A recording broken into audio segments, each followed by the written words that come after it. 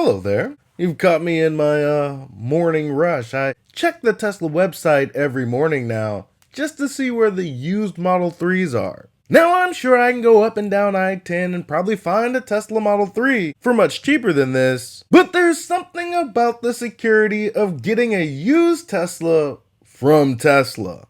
I mean, to each his own. But for me, I've gone 10 days now without Panda. For those of you that don't know, Panda is our Model X. In its place, we've been driving around a Nissan Sentra.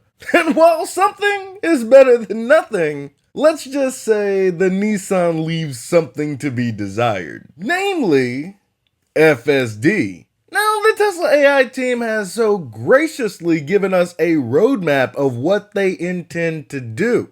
The major things for me would be in September, they plan to do end-to-end network on the highway stack. In October, unpark, park, and reverse in FSD. But look at them throw in that little, version 13 will also be available in October. Early next year, they fully expect FSD to be in Europe and in China. Yes, cash register, yes. That would be the majority of Tesla's fleet. I wonder what that'll do for the adoption rate of FSD. Is Tesla about to rip today? Up over 2% in the pre-market? What's going on? Volkswagen CEO Oliver Blume is facing thousands of angry workers at its company headquarters in Wolfsburg. The meeting follows Monday's shock news that the company is planning to shut factories in Germany for the first time. The plan also includes abolishing job guarantees that have been in place for more than 30 years to cut costs. In many ways, this has been a question of not if, but when.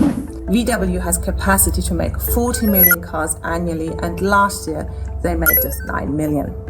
For some years, the profit machine in China was able to paper over the high costs in Europe. But now new competitors like BYD are leapfrogging VW left, right and center with superior EVs in particular.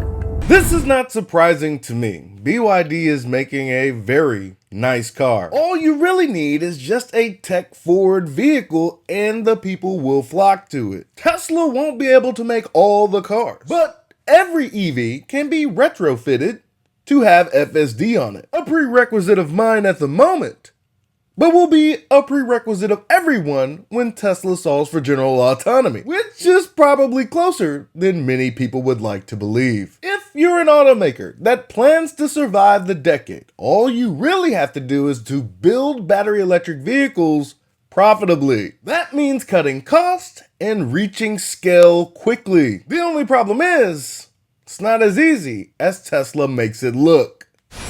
Also, straight after COVID, for some years we had huge supply chain constraints that restricted production and kept car prices artificially high, but those factors are well gone.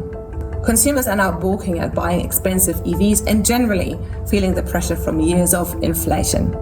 To be sure, this is just VW's opening gambit. They may well be going for a less dramatic middle ground than shutting sites. However, what's absolutely clear, VW is done doing business as usual.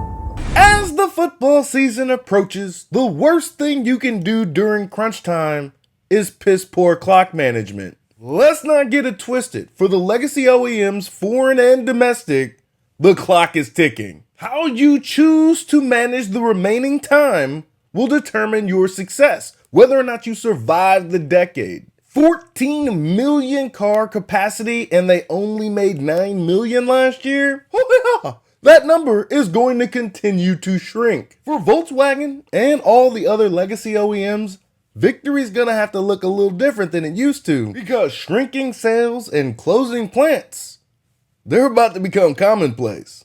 That's all I've got for you today. Be easy. Peace.